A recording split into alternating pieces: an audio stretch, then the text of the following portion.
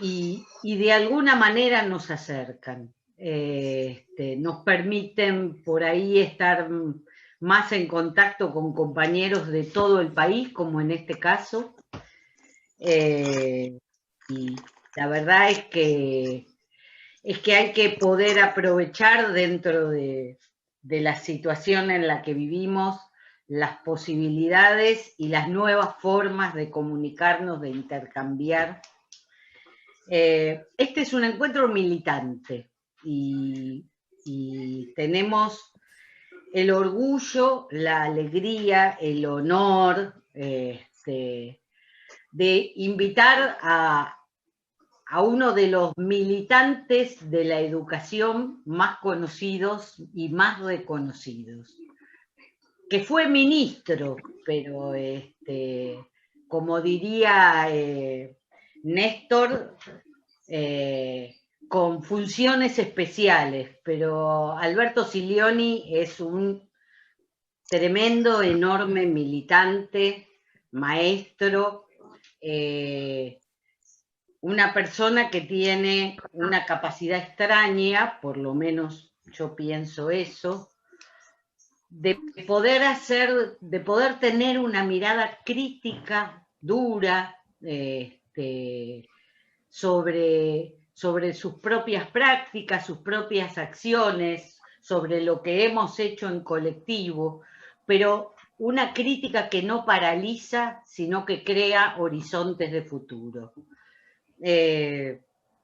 Para mí en serio, una alegría enorme que Alberto esté entre nosotros, que haya aceptado la invitación del Frente de Educación Nacional de Nuevo Encuentro. Y bueno, y eso, una enorme alegría. Y como a todos nos pone muy contentos la presencia de Alberto y queremos venir a dialogar con él.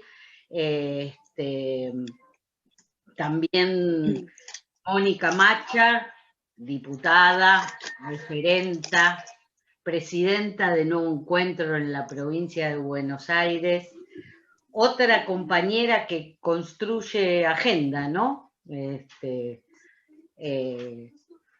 Mónica tiene también esa capacidad de tirar el presente para adelante, siempre desafiar, ¿no? Desafiar los límites con lo que postula, con lo que hace, con cómo lo hace. Para las compañeras y los compañeros de Nuevo Encuentro, Mónica es una referencia militante también imprescindible. Y bueno, quiso venir a saludarnos y bueno, y nada, y te escuchamos, Moni. Bueno, vuelvo a saludar porque hubo gente que entró después, así que buenas tardes, noches a todos, todas y todes. Gracias, Silvia, por esta convocatoria, por esta invitación a pensar. Gracias, Alberto, por sumarte, por estar dispuesto. Me parece que hemos compartido varios espacios de debate juntos y juntas, y me parece que este momento, que este periodo histórico para el mundo, nos lleva a esto, a poder pensar, a reflexionar. Hay quienes dicen que la Pachamama se encargó de hacernos parar un poco para que podamos pensar qué estamos haciendo, ¿no? Y me parece que en ese punto es un desafío.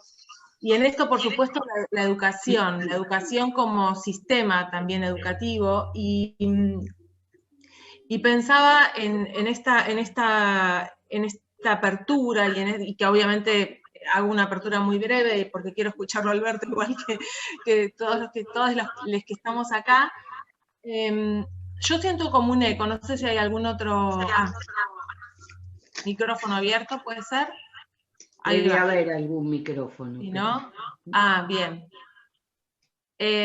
Bueno, decía que esta invitación a Aileti Karim, ahí va. Ahí estamos mejor, me parece. Ahora sí, perdón. Es que si no me vuelvo loca escuchando voces. Y más la mía, ni hablar. Bueno, digo, en principio esto de poder encontrarnos acá para reflexionar sobre este proceso que estamos atravesando, yo pensaba en dos referentes también para la educación y para la educación popular, ¿no? Pensaba en Tonucci, pensaba en Freire, o sea, ahora estamos atravesando el centenario, ¿no? O sea, creo que es en septiembre que él cumpliría 100 años, Paulo Freire, y todas las cosas que él nos transmitía en relación a los procesos de aprendizaje y de los saberes y de cómo incorporar los saberes que cada persona, desde su más temprana edad, comienza a construir para construir un conocimiento, una cosmovisión. Pensaba en Tonucci, que últimamente ha hecho algunos reportajes planteándonos esto de si todo cambia en el mundo, ¿cómo no cambia la educación? Y si la discusión es solamente en términos de lo virtual y lo presencial. Es esa la discusión y me parece una pregunta bien interesante porque la mezquindad de Juntos por el Cambio, la mezquindad, su intento de tener ahí un rédito político, hace que reduzcamos a veces esta discusión que es tan profunda a esta cuestión de si es presencial o es virtual, manteniendo mucha de la metodología histórica del sistema de educación de nuestro país. Y por supuesto que ahí se atraviesan distintas situaciones, ¿no? Las desigualdades sociales, desde la conectividad, la posibilidad que cada pibe o piba tiene para poder contar con los aparatos, para poder conectarse, el hábitat, cuál es la vivienda de cada pibe, de cada piba, para poder estar varias personas en simultáneo en un Zoom, si él nos pasa a quienes estamos hoy, tal vez sin niñez en la casa, y compartiendo el espacio del teletrabajo, y eso requiere, digo, desde la posibilidad de contar con qué computadora, con qué celular, y también con la posibilidad de poder escucharnos y concentrarnos en lo que estamos haciendo, sin escuchar al compañero o a la compañera que está cerca también haciendo lo propio. Entonces, digo, desde las condiciones de vivienda, la conectividad, por supuesto, también cómo incluir en ese punto los contenidos que tal vez habría que reformular. No sé, son preguntas, son cuestiones ahí que están dando vueltas, porque en definitiva hay algo que dice Tonucci, me parece muy interesante, que es cuando le preguntamos a los pibes y a las pibas por dónde van sus intereses, cuando realmente se constituyen en un sujeto al que nosotros, el mundo adulto, los incorpora también para construir saberes. A veces me parece como que nos jode y criticamos mucho esas cuestiones paternalistas, pero no le damos a los pibes y a las pibas ese lugar de conversación y decir, a ver, ¿qué les está pasando? ¿Por dónde pasan sus intereses? Y poder confrontar en ese punto también, o articular en ese punto también cuáles van a ser entonces los contenidos, la transmisión que queremos hacer para con ellos de nuestra cultura, de nuestros saberes, de nuestras historias de luchas, de resistencias, de derrotas y de cómo nos hemos enfrentado a esas situaciones y cómo hemos salido de esas situaciones. Yo me acuerdo que hay un eslogan de Suteba, de Cetera, de siempre, que cuando llevan adelante distintas acciones para defender la escuela pública, decimos, nosotros enseñamos a luchar. Y me parece que hoy también el desafío es enseñar a atravesar situaciones conflictivas como la que nos presenta la pandemia. Lo puedo pensar también si lo pienso para la salud pública, ¿no? Cómo la salud también implica cómo atravesamos esta situación, que no es sin efectos, es imposible que sea sin efectos. El tema es qué hacemos con esos efectos de la pandemia, desde las angustias, la incertidumbre, las situaciones laborales, todo lo que esta pandemia deja al descubierto y que en realidad ya veníamos arrastrando, ¿no? Posiblemente muchas de las situaciones problemáticas no son novedosas, sino que se han profundizado y se han hecho muy visibles.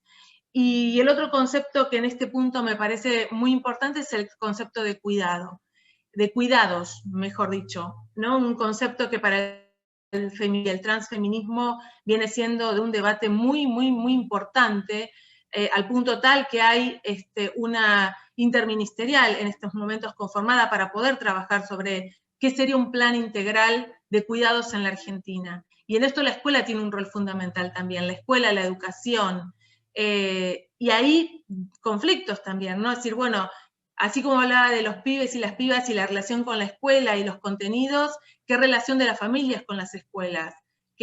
¿Cuál es esa relación que pensamos desde la lógica del cuidado? Es el espacio donde nosotros dejamos a los pibes y a las pibas para que sean formados y para que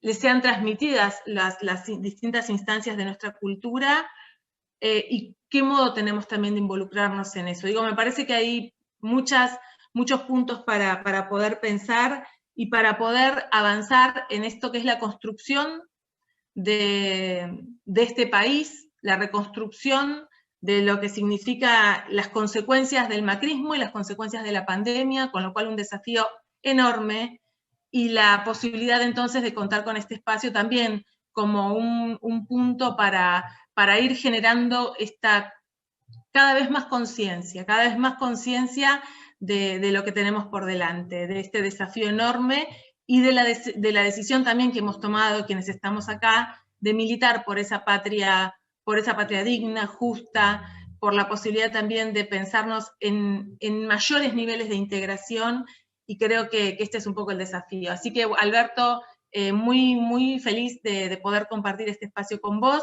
y con toda la amorosidad y la expectativa por escuchar tus palabras. Gracias. Gracias. Muchas gracias. Bueno, Alberto, tu turno. Les cuento que hay un montón de personajes maravillosos que han venido a escucharte, desde compañeros de muchos años de militancia sindical, pedagógica, compañeros que son y que han sido funcionarios. Me tengo que portar bien porque está mi jefa Marinés Volmer, así que no voy a hacer ninguna macana ni decir ninguna barbaridad porque no corresponde, me voy a portar bien, así que Alberto, su turno. Bueno, muchas gracias, muy conmovido por la presentación, muchas gracias. Yo también estoy honrado de compartir con todas ustedes, con todos ustedes. Siempre estoy dispuesto para 10 compañeros, 15 y mucho más para una organización como Nuevo Encuentro y esta representatividad. Por eso, Mónica, un abrazo fraterno, te agradezco. Quiero agradecer a Silvina, a Juan, por supuesto, a Silvia Vázquez, la organización, y hay 9 pantallas, y la verdad que es una injusticia decir algunos nombres, pero permítanme solo algunos. Por ahí la veo a Alicia Sánchez y el recuerdo siempre presente de Mari, a Elisa Spakowski, compañeras de tanta trayectoria, por supuesto a María Inés, que no, para todos nosotros ha sido un placer y un gusto de que haya vuelto. No creo nada en las nostalgias, pero sí creo que es muy importante que compañeras de esa talla y compañeros estén en esos lugares. A las organizaciones gremiales, un abrazo a Delia Bisuti, que está por acá, a Mónica Pelegata. Bueno, una tremenda injusticia porque hay otros 200 compañeros queridísimos, hay compañeros de la UNAUR, de mi universidad, así que también un abrazo para ellos y para ellas. Hace rato, en general, nunca pienso que puedo proporcionar algún camino y alguna receta, y mucho menos lo pienso ahora. Por tanto, soy un fervoroso caminador como todos ustedes, y me junto con todos los compañeros y compañeras a pensar. y algunas cosas, obviamente voy a coincidir con Mónica, y seguramente lo que dijo Mónica representa buena parte del pensamiento de todos y todas, y habrá cosas que serán obvias y algunas quizá distintas, ¿no? Claro que es un cataclismo imprevisto, que es algo que será una marca en nuestras vidas, que ha dejado enseñanzas extraordinarias, emocionantes, micro relatos de todo el país que solo tienen el destino del llanto, porque uno ve la inmensa potencia del sistema educativo argentino y también esa contracara dolorosa, preexistente, por supuesto, lo decía Mónica, de la desigualdad territorial, distributiva, la desigualdad de género, la desigualdad etaria, esa suerte de caja de Pandora que se abre dolorosamente. Bueno, acá hay un primer nudo que quiero compartir, que la escuela, a pesar de todas sus insuficiencias, es un espacio público igualador. Y la casa es un espacio privado. La casa es un espacio privado en donde no puede intervenir intensamente el Estado.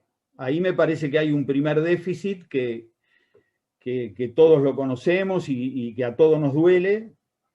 Pero entonces esta desigualdad que ya existía, escuelas segmentadas, escuelas para pobres, escuelas para no pobres, hoy tiene otro corte mucho más profundo, mucho más doloroso. Y en los hogares del pobrerío falta escuela y falta trabajo. Y eso me parece que es un elemento que en primera instancia, digo, me parecería que habría que tratarlo con mayor intensidad. 42% de pobreza, 57% de niños, niñas pobres en nuestra provincia de Buenos Aires, conurbano. Eso es mucha intemperie, es mucho desvalimiento. CEPAL y OIT en un trabajo reciente dicen que el trabajo infantil aumentó entre el 2 y el 3%. No los voy a aburrir con cifras, pero algunas, el 70% de las familias del Gran Buenos Aires se endeudó y restringió alimentos básicos de su canasta, y bueno, y si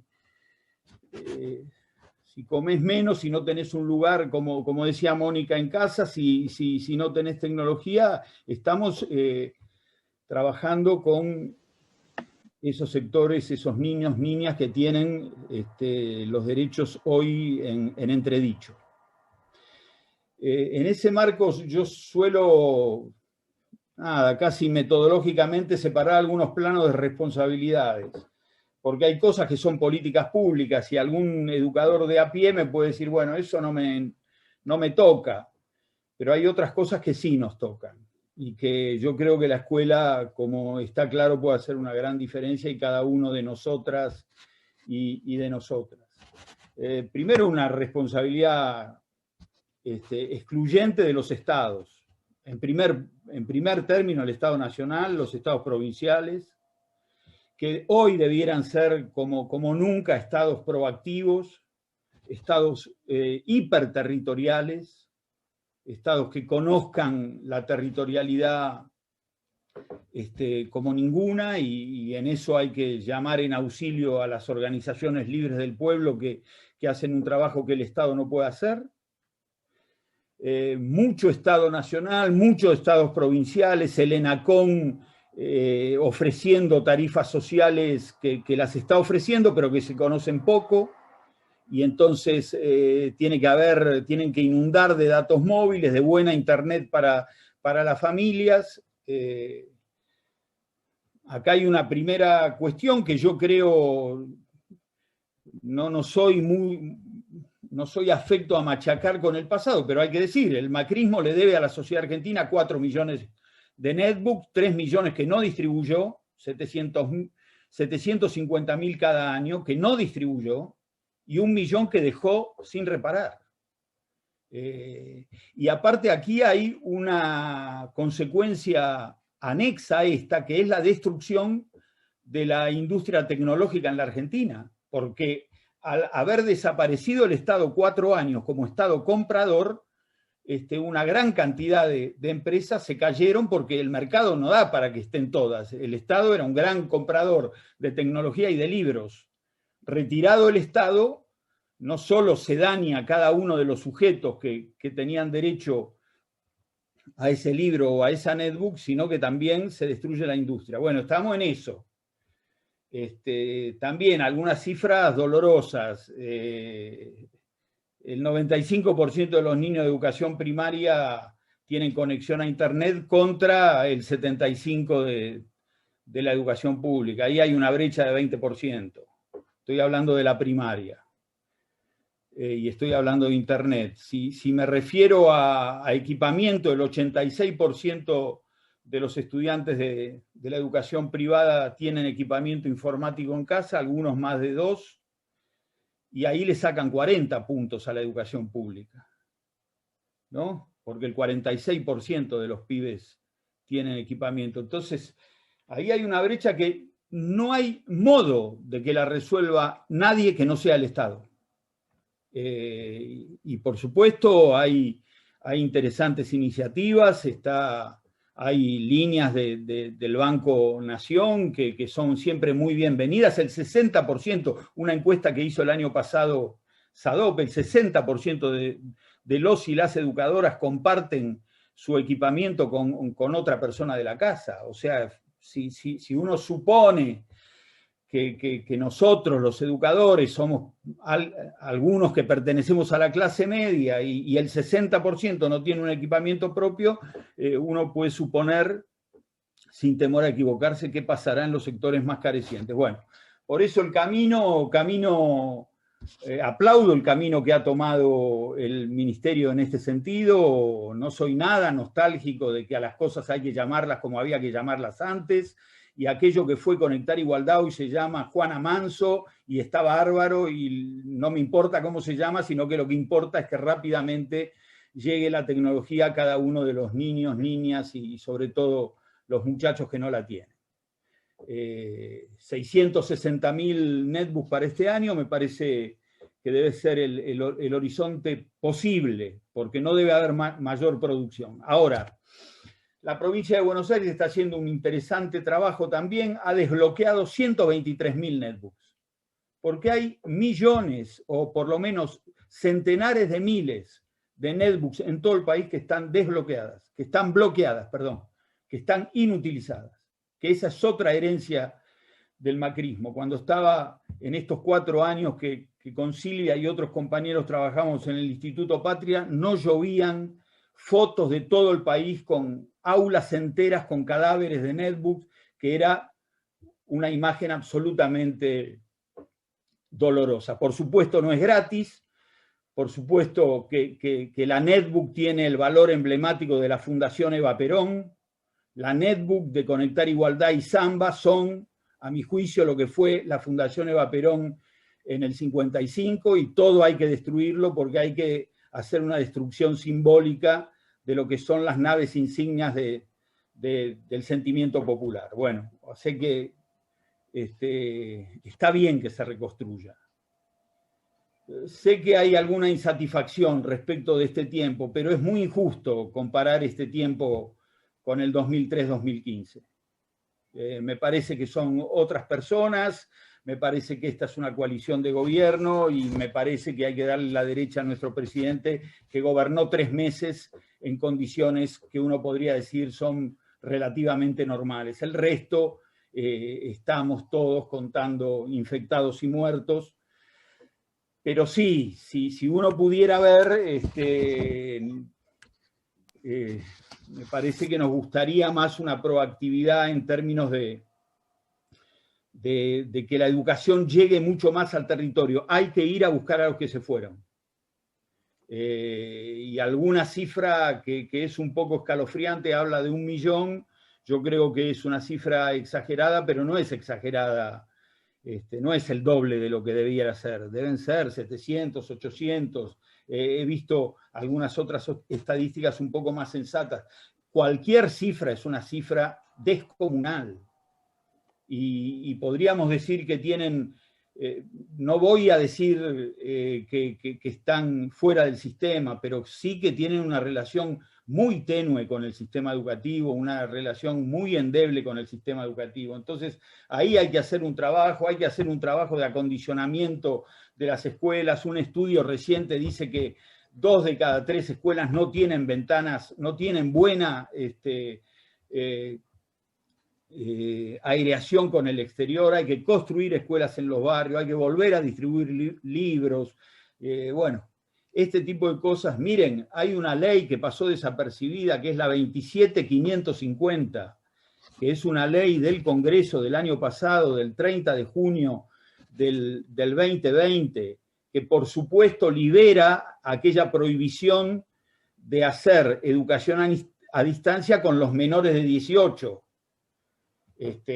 Y habla de las condiciones mediante las cuales se puede trabajar a distancia con menores de 18. Ahora, esa ley también obliga a los estados y dice que los estados deben garantizar. La palabra garantizar es una palabra absolutamente clara y definitoria. Deben garantizar la tecnología a aquellos hogares que no la tienen. Y si hablé del Estado Nacional, hablo de los estados provinciales, que también tienen que tener allí una gran proactividad, que tienen que ir a buscar a los chicos, tienen que dotar de recursos informáticos, tienen que dar recursos informáticos a los docentes, conectividad a las escuelas. La provincia de Buenos Aires acaba de conectar casi 350 escuelas. Es por ahí. Me parece que no hay destino en términos de las políticas públicas si no es por ahí, si no es recuperar lo que en este momento una gran cantidad de familias no tienen.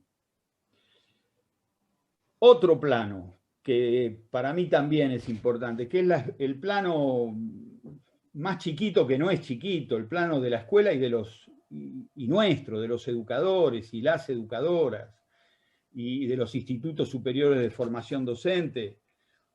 Como puerta de entrada, digo, la pandemia ha sido desoladora para todos, pero las escuelas que estaban previamente mejor organizadas, le fue mejor.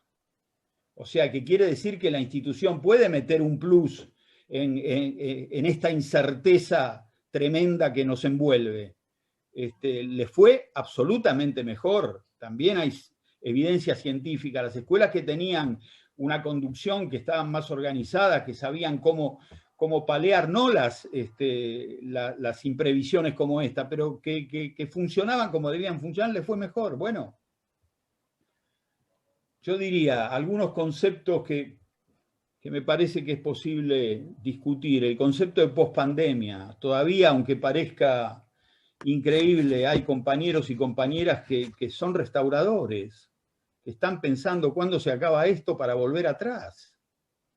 Y la verdad que si el mundo cambió y cambia todo alrededor, que no cambiara la escuela sería un acto de enorme rigidez, de enorme contumacia, sería un acto de enorme miopía, que el mundo cambie, que cambien las relaciones laborales, que cambien las relaciones entre los países y que la escuela siga inalterable como estaba.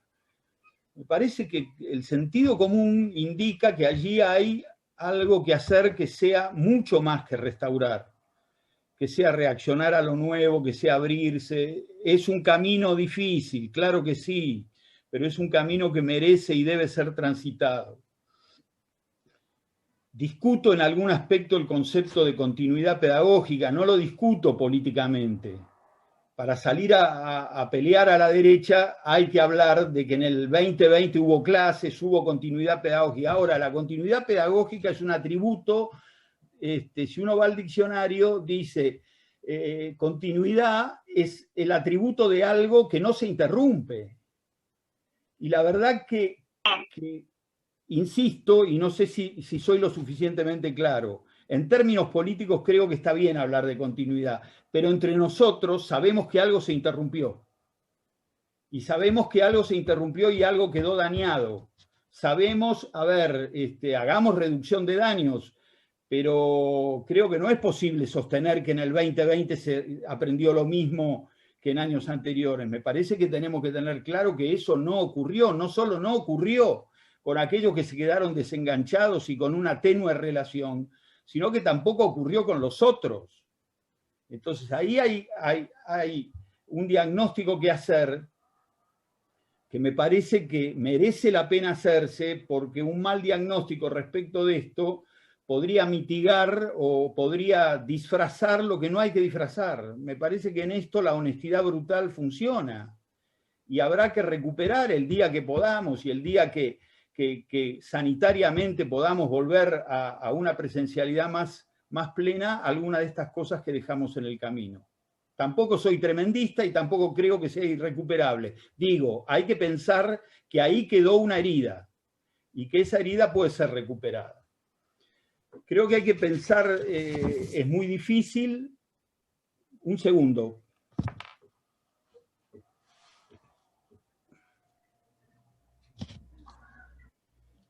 Sé que es muy difícil, por eso tengo enorme respeto por las autoridades que se están comiendo esta pandemia y enormísimo respeto por los compañeros y las compañeras que están en la primera línea de fuego. No he sido autoridad en la pandemia, o sea que debo ser muy cuidadoso de lo que digo. Ahora, junto con esto digo, ver si podemos pensar más allá del protocolo. Sé que es muy difícil pensar más allá del conteo de muertos e infectados, pero no perder de vista que la escuela es una institución que tiene que enseñar, tiene que transmitirle a los pibes curiosidad, tiene que transmitirle a los pibes, incitarlos al aprendizaje. Esto yo creo que no está nada suspendido, pero creo que no debiéramos olvidarnos de esta tarea primordial. En los términos de lo que dijo Mónica, y yo creo que eso viene para quedarse, que la escuela sea un espacio de cuidado, que la escuela sea un espacio de protección. Permítanme una sugerencia amistosa. Naomi Klein hace poco en la Internacional Progresista hablaba de 3 patas que son el cuidado, la solidaridad y la reparación. Por eso también es tan deleterio el neoliberalismo, porque si hay algo que se llevó puesto, el cuidado, la solidaridad y la reparación, y se lo lleva puesto cada vez que puede, es el neoliberalismo.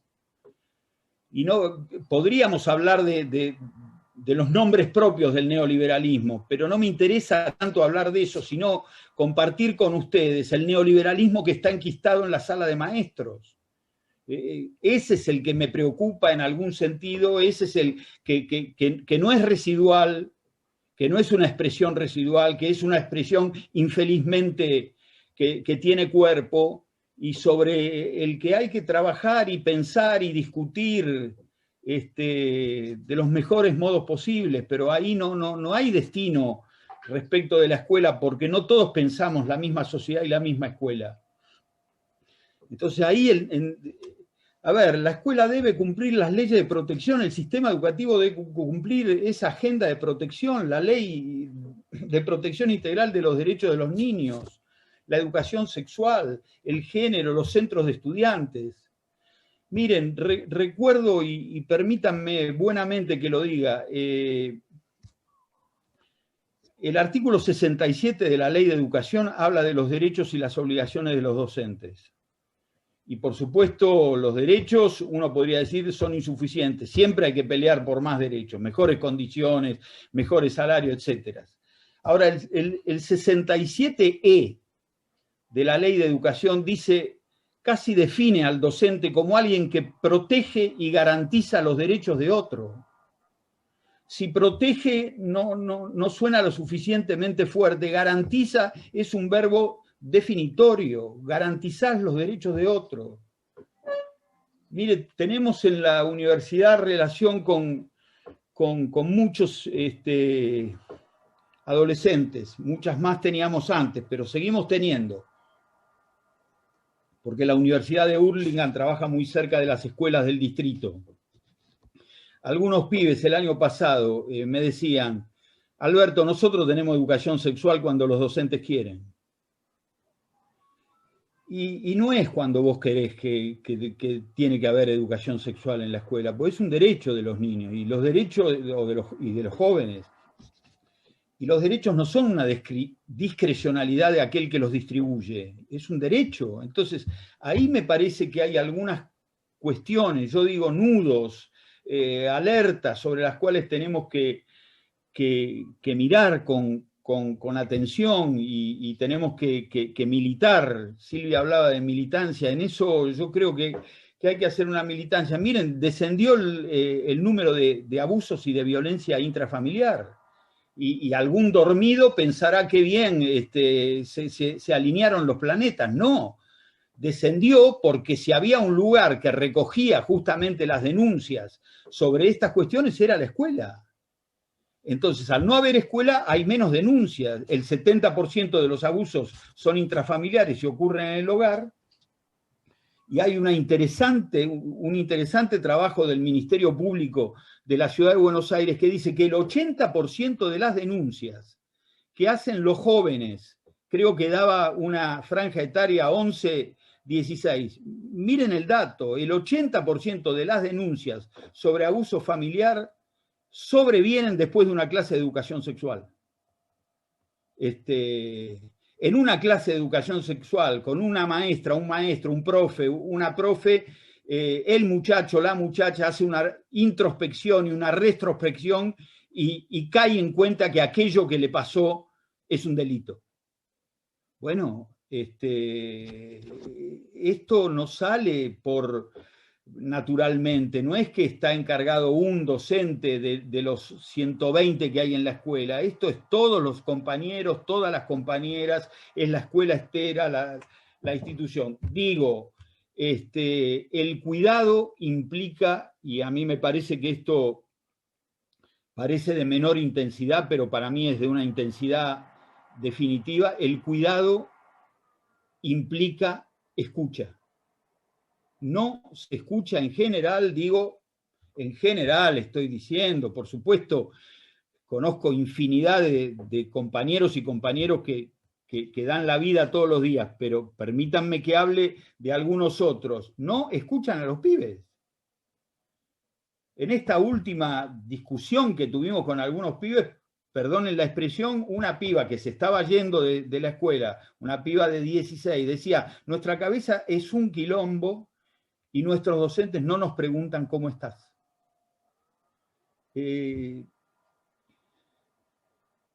Me parece que ahí hay un trabajo muy fuerte que hay que hacer, hay mucha ansiedad, hay mucha depresión, hay mucha soledad, hay mucha satisfacción de la vida. Digo esto no del modo que lo dice Larreta, porque Larreta dice esto para justificar el salvaje presentismo. No estoy diciendo esto.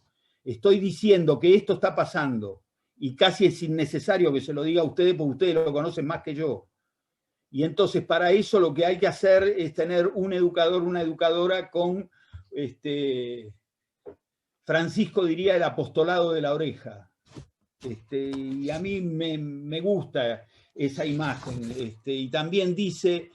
Francisco acaba hace un tiempo de editar una encíclica que se llama Fratelli Tutti, que también invito, y no soy nada religioso, pero invito a pegarle una ojeada, porque hablar de hermanos, hablar de todos hermanos en este siglo XXI ya es una apuesta ideológica que por lo menos merece la pena ojearla un poco. Y ahí habla del apostolado de la oreja, habla de darle tiempo a la caricia.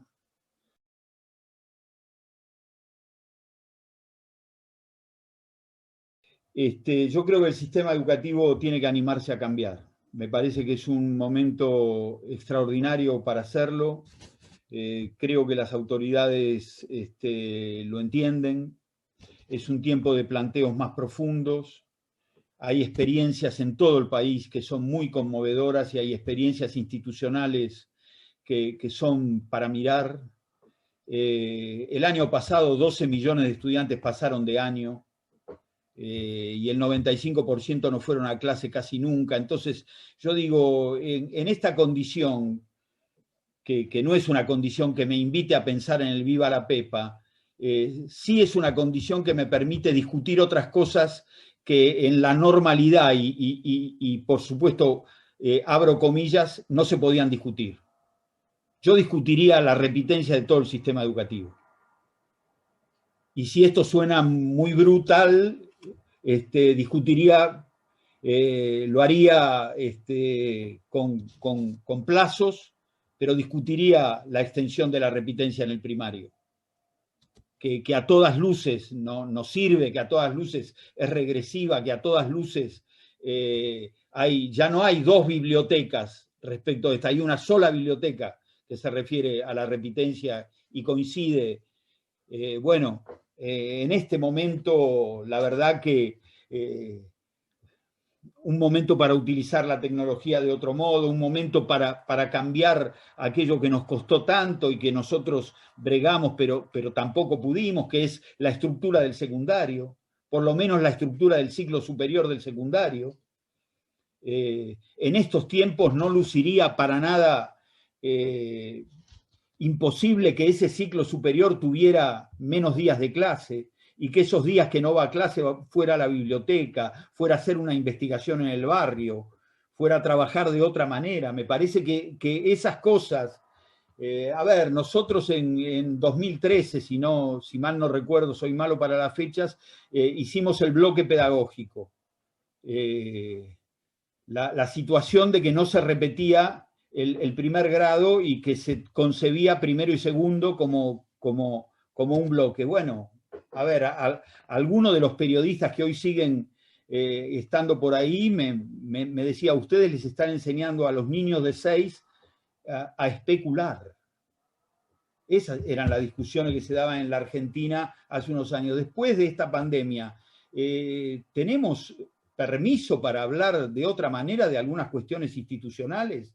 De buscar nuevos horizontes para la formación docente, que contenga elementos, y no voy a hablar más de esto porque por acá está María Inés y Silvia y otros compañeros que saben infinitamente más que yo, pero digo, vuelvo a decir que no pienso nostálgicamente, pero había elementos de nuestra escuela, del programa de nuestra escuela que eran muy potentes, que le daban herramientas a los educadores que eran distintas, que hablaban de otros autores y autoras.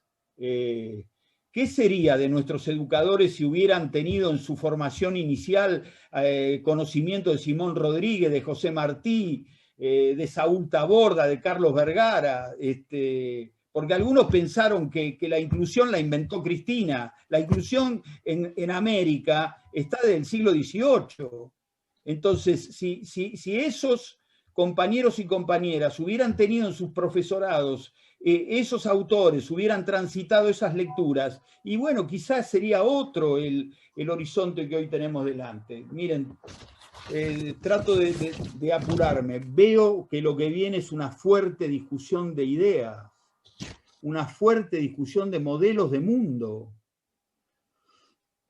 Y nosotros tenemos, permítanme, en este plano lo digo, que desarmar el mundo del neoliberalismo, que es un mundo de desolación, que es un mundo de falta de cuidado. Si hablamos de cuidado, hay dos instituciones que son emblemáticas para el cuidado, que es la salud, el hospital y la escuela. Y se ha dedicado el neoliberalismo a destruirlas. Y también lo que quiero decir, ya que hablamos de Freire y Mónica lo trajo a esta mesa y el 19 de septiembre se cumple el centenario de su nacimiento, decirle a los compañeros, la escuela no está en el medio de esta discusión. No es que estás como el tipo de tenis que mira la pelotita, no estamos en el medio, estamos en un lugar de esta discusión. No hay neutralidad en esta discusión.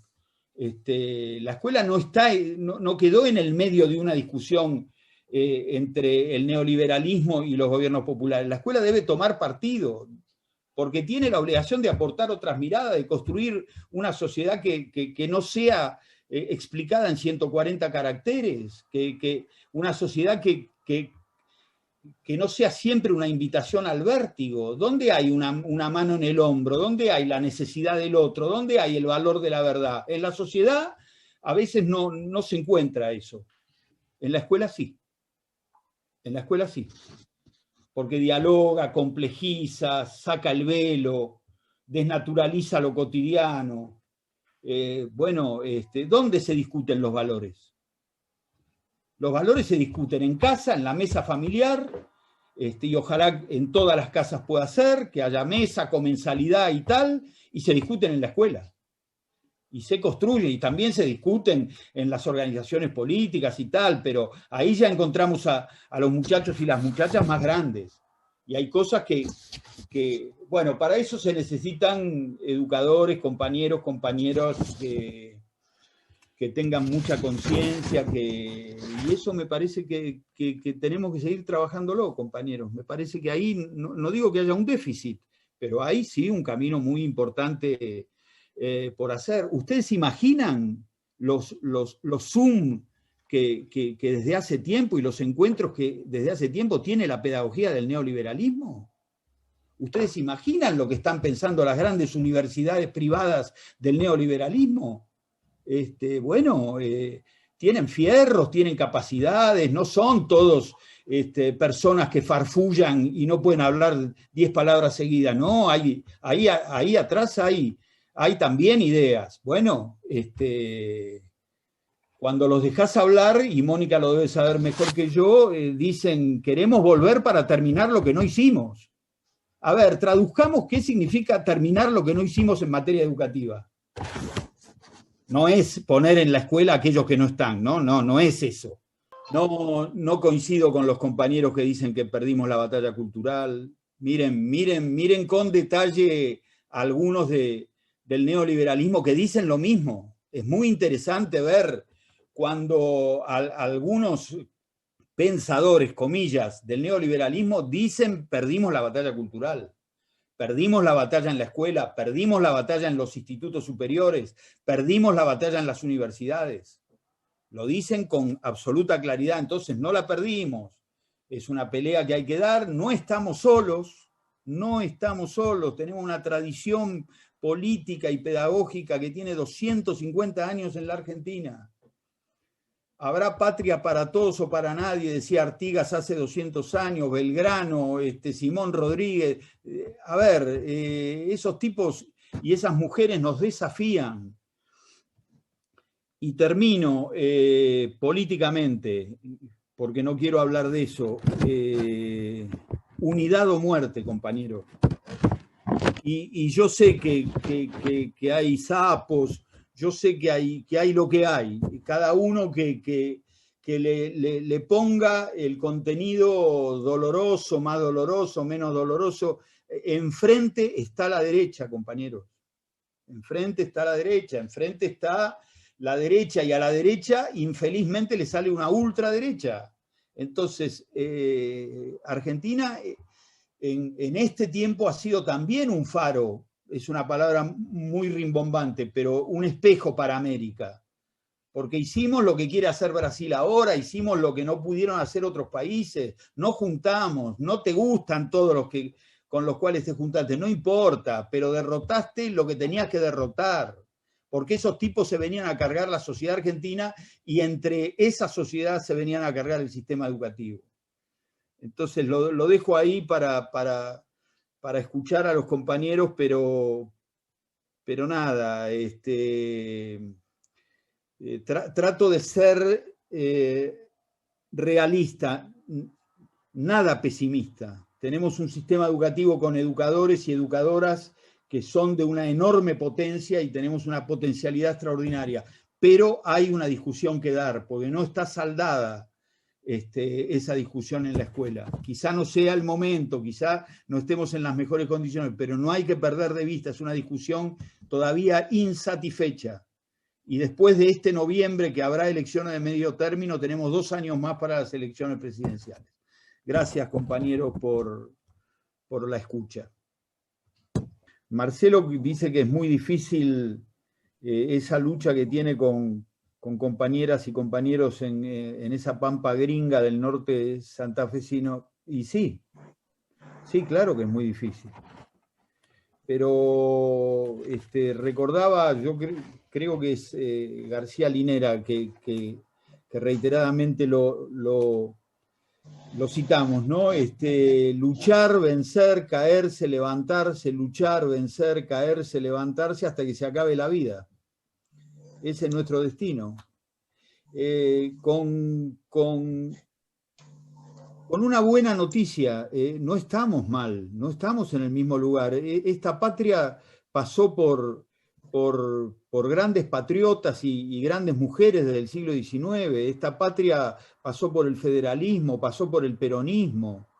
El paso del peronismo histórico en los 50 ha construido una sociedad absolutamente distinta.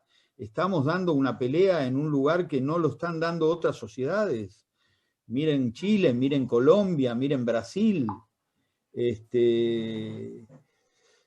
Sí, claro que hay una gran cantidad de compañeros que no tienen el compromiso necesario, hay una gran cantidad de compañeros que tiran para atrás. Yo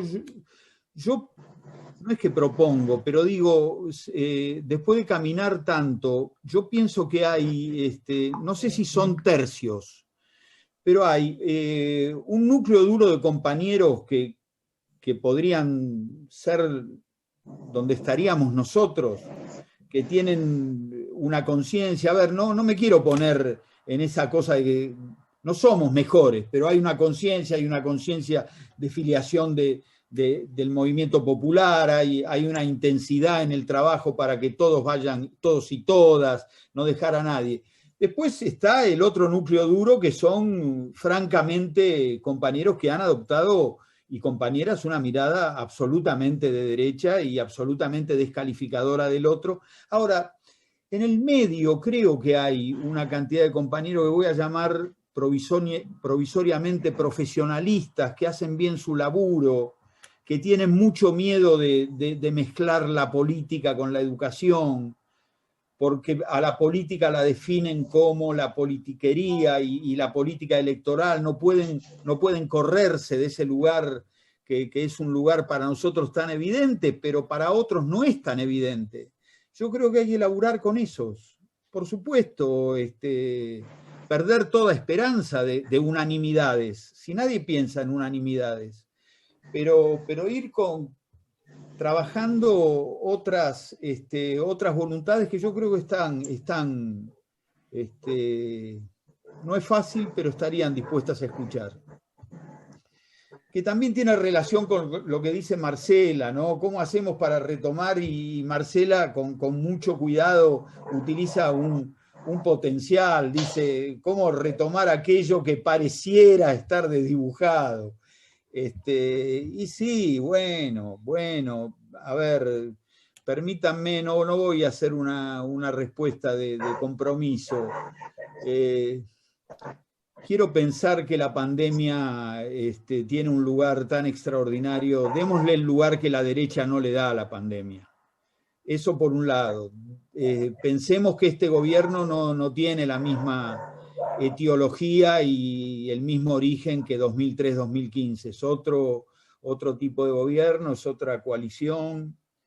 Y en eso vuelvo a pensar que no hay posibilidad de reconstruir un sistema educativo con algunos elementos de justicia que tenía aquel, si se pierde el poder político. O sea que tenemos que ser conscientes que la única manera de poder tener alguna chance de seguir trabajando en este sistema educativo, y después me gustaría escucharla a María Inés, que está en la gestión y que nos puede ayudar a pensar esto, es hacer una militancia política. No veo que haya modo de reflotar alguna de estas cosas en soledad. Esa sí no es una tarea exclusiva de educadores. Esa es una tarea de las políticas públicas. Sobre esto soy duro, lo decía Silvia soy duro en este sentido. Me he obligado a no tener nostalgia, porque la nostalgia es una palabra tramposa, es una palabra que encierra dos adentro. Nostalgia encierra dos palabras que son regreso y dolor. Y yo la verdad que no quiero mirar para atrás nostálgicamente. Quiero pensar que aquello fue, ocurrió, fue extraordinario, pero también démosle a los compañeros y compañeras que hoy tienen responsabilidades la chance de explicarnos, y esos compañeros que hoy tienen responsabilidades están actuando en instituciones que se comieron 4 años de neoliberalismo. Entonces, ese poder destructivo que supongo yo que debe haber registrado María Inés en el Infodi y otros tantos compañeros, también lo debemos entender en este análisis. Y por supuesto, si pienso que el sistema educativo resuelve desde el nivel inicial en adelante, por supuesto, y aquí trato de acompañar el razonamiento de Élida, el rol de la escuela, el rol del Estado, el rol de los institutos superiores de formación docente es absolutamente imprescindible. Yo creo que no habíamos terminado todo lo que nos propusimos. Algunos compañeros me dicen, ustedes empezaron nuestra escuela tarde, y bueno, me hago cargo, no sé si es tarde, porque nunca es tarde, pero sí podría haberse hecho antes. Cuando arrancás no tenés todas las capacidades y las experiencias que tenés después, aprendés, pero también, más allá de que haya sido tarde o no nuestra escuela, lo que sí es cierto es que ahí hay una potencia extraordinaria que descubrió el sistema formador, que hay un camino que se llamará nuestra escuela o se llamará como se llame, pero ahí hay un camino muy interesante sobre el cual volver. Arduo, vuelvo a la reflexión de Marcelo, arduo, difícil, pero hay un camino. Allí había certidumbres de que hay cosas que podían cambiarse. Me parece que no tuvimos todo el tiempo del mundo. Gracias, Silvia, por invitarme. La verdad es que estoy muy contenta de escuchar a los compañeros y compañeras las cosas que se están diciendo, las interpretaciones, las valoraciones, y bueno, y encontrarnos nuevamente con Alberto, con el cual trabajamos mucho tiempo juntos y hicimos cosas buenas, y nos queda ahora un aprendizaje.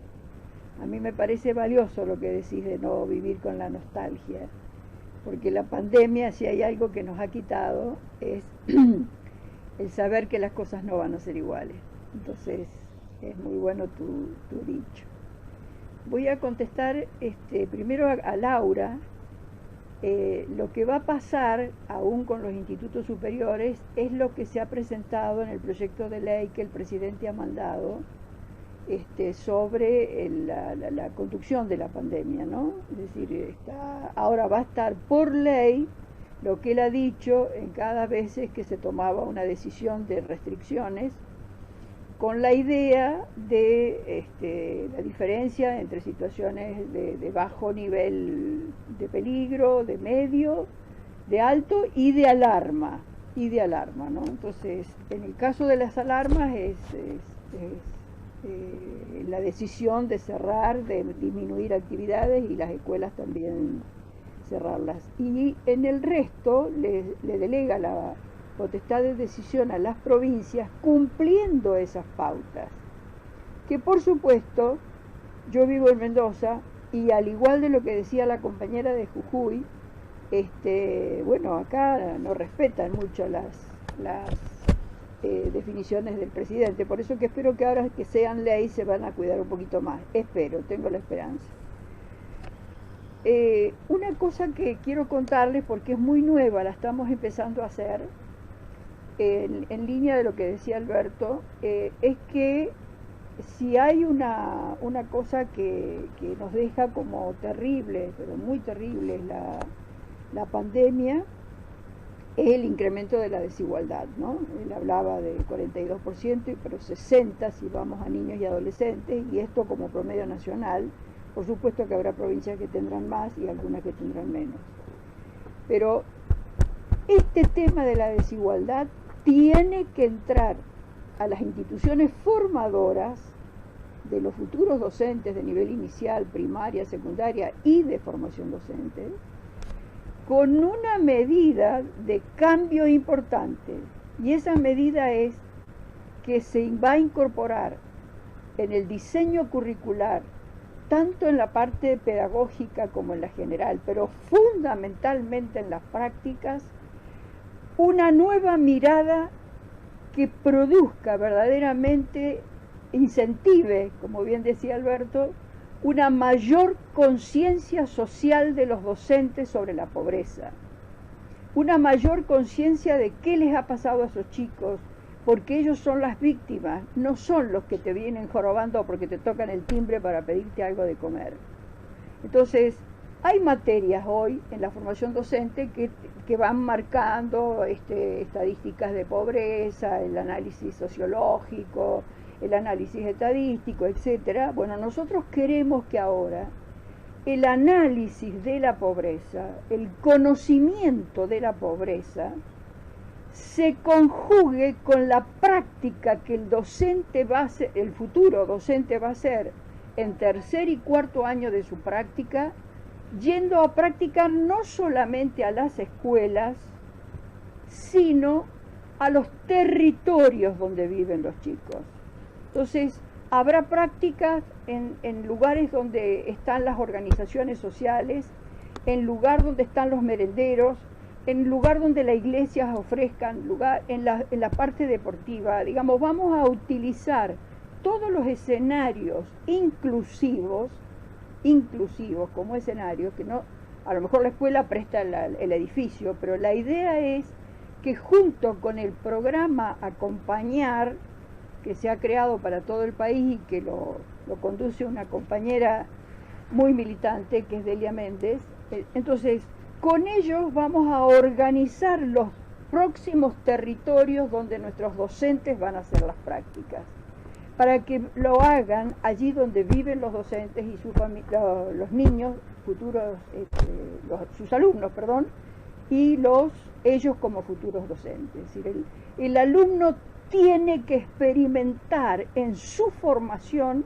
el dolor de la pobreza y las condiciones de vida de sus alumnos. Y entonces los contenidos y las habilidades se van a desarrollar en los lugares, no en los libros, ni en los videos, en los lugares. Creemos que de esa manera la propia realidad tiene que conmover a ese estudiante alumno y puede efectivamente sentir, nosotros como sistema educativo que tenemos la obligación de formar mejores docentes, sentir que estos nuevos docentes van a haber incrementado, esperemos que así sea, con lo que estamos preparando como nuevos diseños curriculares, pero fundamentalmente con la práctica docente, que se ha mejorado mucho en la Argentina a partir de la creación del Infod, porque la práctica se inicia desde los primeros años para que el alumno se familiarice con las escuelas, etcétera, etcétera. Bueno, ahora le vamos a ampliar el campo de la práctica para que viva en persona en qué condiciones viven sus chicos, dónde estudian, con quiénes estudian, en qué barrio, cómo son las condiciones del barrio, etcétera, etcétera. Entonces nosotros tenemos la confianza de iniciar este año esta experiencia con los alumnos que están teniendo. Recuerden que en las prácticas, si la escuela es virtual, si la modalidad de la escuela del instituto es virtual, bueno, habrá que verlo también como lo hacemos desde la virtualidad. No es fácil el tema, pero tenemos toda la decisión política de que nuestros docentes no salgan leyendo a la pobreza, sino experimentando la pobreza, para que cuando le enseñen a un alumno que el año pasado no fue a la escuela y no tiene computadora, entonces que efectivamente pueda darse un proceso mucho más real de crecimiento con los temas. Este es uno de los temas que después se vuelca también, porque esto es formación inicial de los profesores, ¿no? Después se vuelca también con la formación continua, la formación permanente, los distintos modelos de capacitación, también se van a volcar estas mismas miradas, donde vamos a estudiar esos autores que dice Alberto que hay que estudiar porque hay que aprender otras cosas.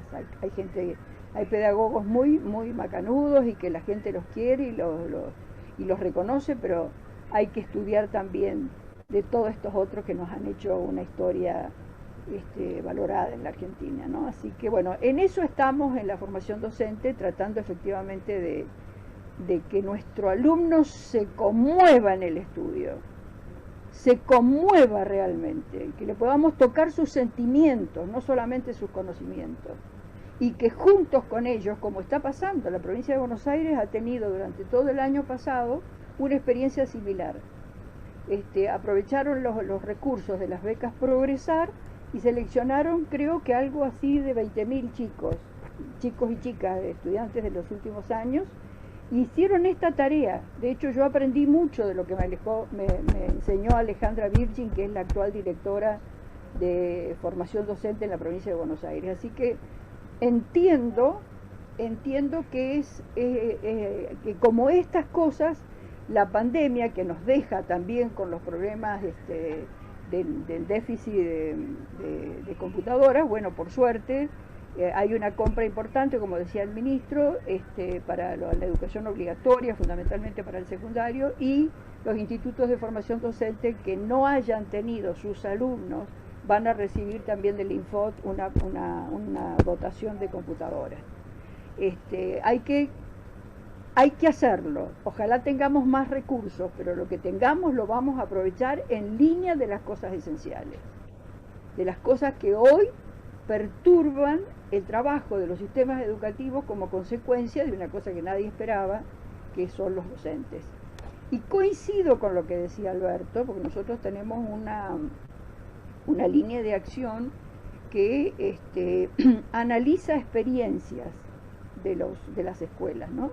Entonces, los docentes, los directivos de todos los niveles educativos que hayan querido mostrar algo que hayan podido hacer en conjunto, antes que la política le dijera qué tenían que hacer, ellos empezaron en equipo, modificaron los contenidos, se dieron cuenta que no era agarrar el programa y hacer lo que se hacía siempre, que ahora había docentes, que había posibilidades de trabajar en proyectos, haciendo una integración de contenidos.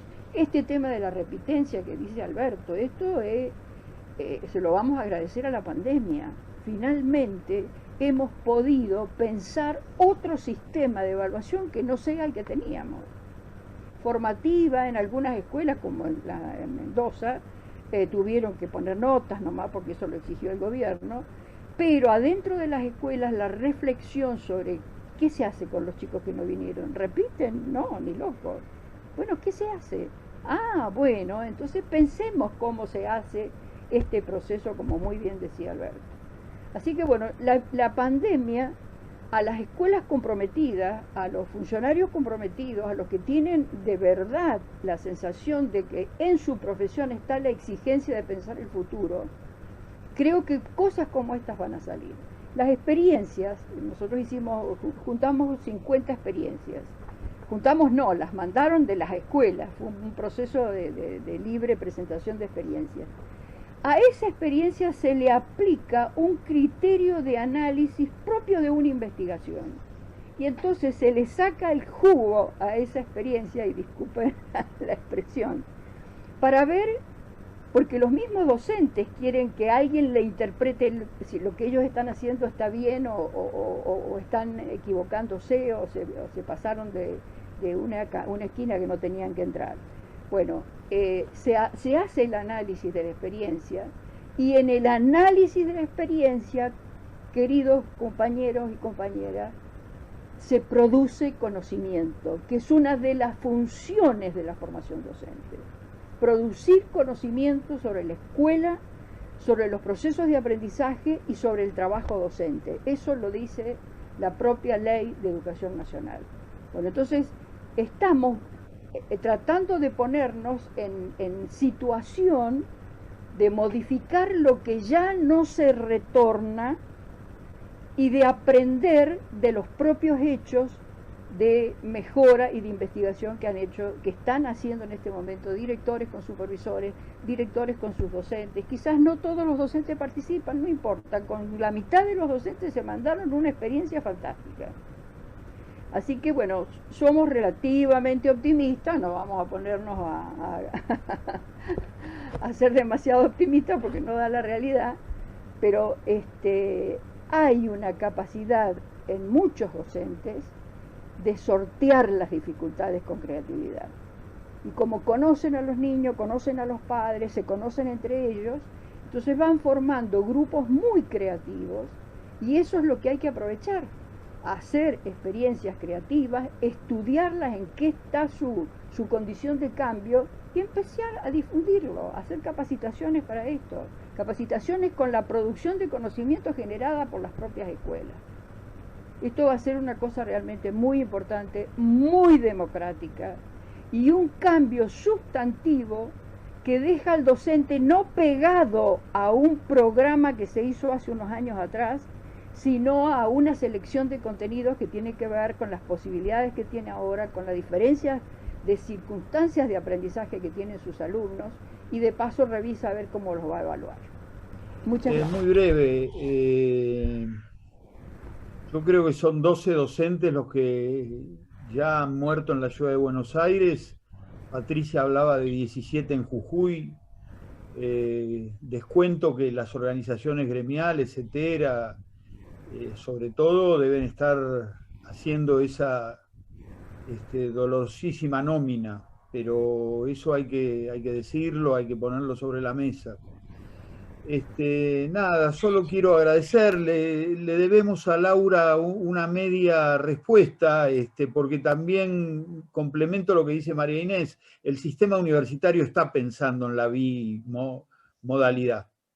El Consejo Interuniversitario Nacional, el CIN, que es la reunión de los rectores, están pensando y yo creo que hay algunas carreras, algunas materias que definitivamente la bimodalidad va a llegar para quedarse. Es más difícil en aquellas que se necesita presencia, prácticas, pero en el sistema universitario con mucha fuerza va a venir una etapa nueva. No, nada más, siempre escuchar a los compañeros, a las compañeras es muy rico. Yo quiero agradecer en Mónica institucionalmente a Nuevo Encuentro, Silvia en vos, a todos los compañeros y compañeras que están en la organización, a todos los compañeros y las compañeras que han escuchado, la verdad que con el corazón, muchas gracias. Vuelvo a decir, si debiera mirar un poco atrás, yo reconstruiría cierta épica, que me parece que eso sí que lo extraño. Reconstruiría alguna intensidad del pasado, más allá de los nombres y cierta épica que hemos pasado en el sistema educativo. Solo eso vale la pena dudar, algún día vale la pena entristecerse, lo que no es posible es abandonar. Y eso lo debemos grabar a fuego, compañeros y compañeras. Así que gracias a todas y a todos. Muchas gracias.